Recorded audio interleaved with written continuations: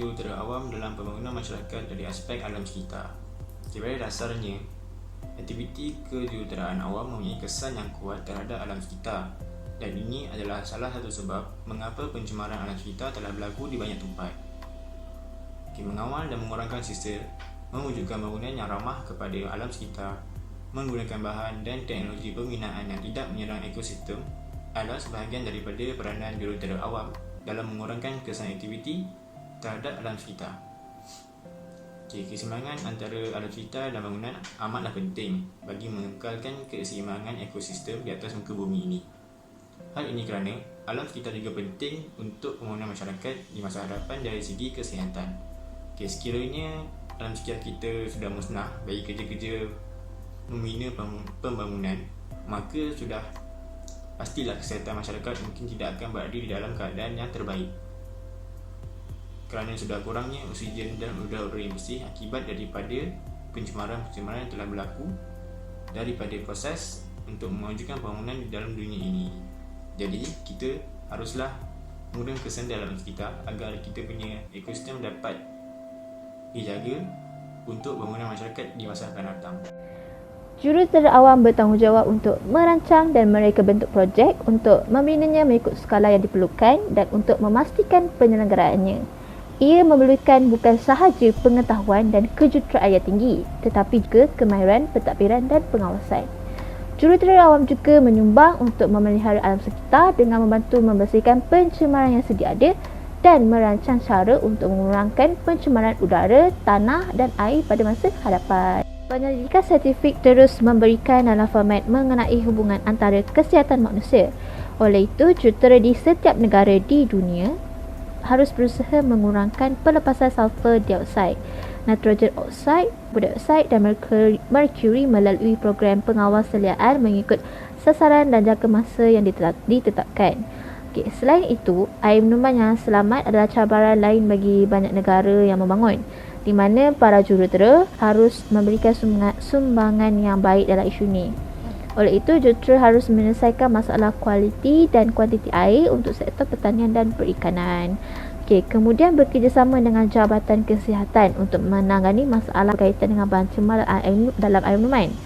Dan terakhir, menjadi sistem sokongan kepada Majlis Perbandaran untuk program infrastruktur air dan air sisa mereka. Bagi peranan jurutera awam dalam pembangunan infrastruktur, pada masa hadapan terdapat teknologi dan bahan inovatif yang baru dan lebih canggih seperti pencetakan 3D pada pembangunan, bangunan pintar, bandar pintar, sistem pengangkutan pintar dan lain-lain lagi. Adanya teknologi ini, ia akan memudahkan kerja pembangunan bagi jurutera awam.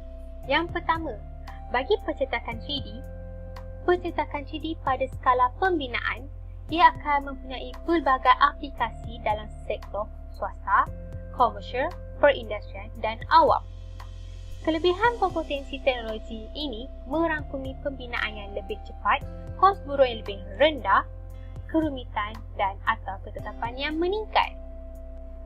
Selain itu, bagi bangunan pintar pula, pada tahap yang paling asas, bangunan pintar memberikan perkhidmatan bangunan yang berguna yang menjadikan penghuni produktif, contohnya pencahayaan, keselesaan termal, kualiti udara, keselamatan fizikal, sanitasi dan banyak-banyak lagi. Bangunan pintar melampaui penjimatan tenaga dan menyumbangkan kepada tujuan kelestarian, membolehkan inovasi ini mewujudkan platform untuk maklumat yang dapat diakses untuk berinteraksi secara langsung dengan masyarakat dan infrastruktur bandar untuk memantau apa yang berlaku di bandar, bagaimana bandar ini berkembang dan bagaimana untuk membolehkan kualiti yang lebih baik. Peranan jurutera awam kepada masyarakat ialah mereka membuat tinjauan tapak projek, iaitu membuat surveying terlebih dahulu sebelum melakukan sesuatu pembinaan. Mereka juga akan mengukur dan plot permukaan bumi sebelum merancang semua aktiviti pembangunan.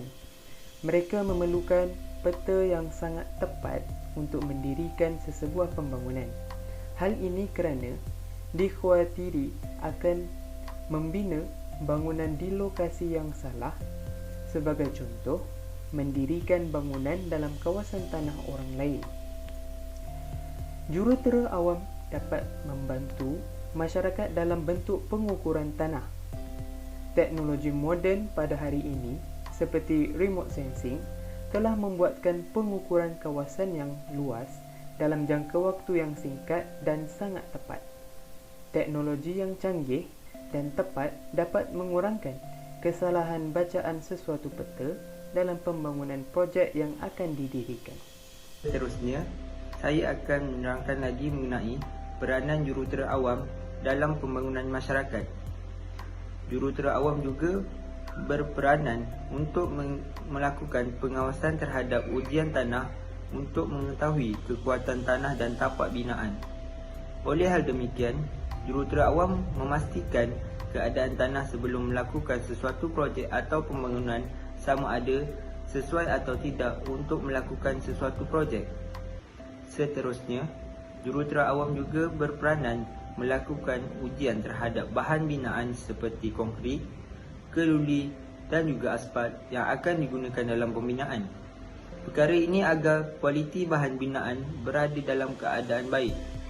Seterusnya, jurutera awam juga berperanan untuk menganggar kos sesuatu projek binaan seperti bahan, peralatan yang akan digunakan dan juga tenaga kerja. Hal ini bagi menentukan kemampuan ekonomi bagi sesuatu projek yang akan dijalankan.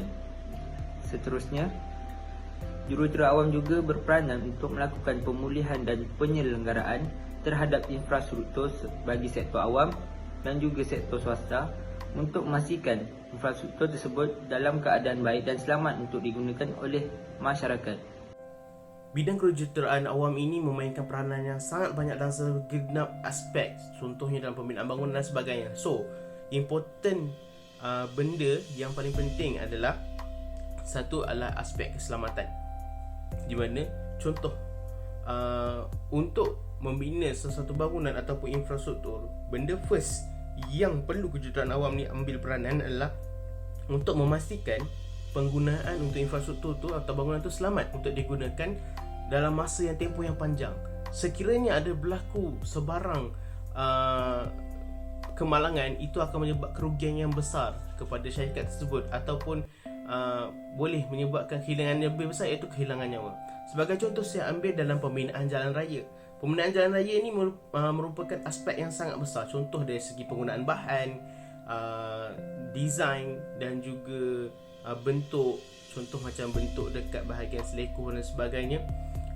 Macam mana kita nak membina jalan raya tu dalam keadaan yang baik, khususnya supaya kita dapat memastikan bahagian jalan raya tu tidak menyebabkan kemalangan yang terlampau banyak. Yang kedua adalah aspek pembaharuan. Kejuruteraan awam perlu membuat satu pembaharuan, iaitu uji kaji terhadap pembinaan atau bahan-bahan yang baru. Saya ambil contoh pembangunan. Untuk bangunan sekarang ni kita memerlukan bahan yang boleh tahan lasak dan kurang kos. Disebabkan itu telah untuk kejuruteraan awam ni perlu menjalankan kajian-kajian, contohnya penambahbaikan dari segi simen dan sebagainya.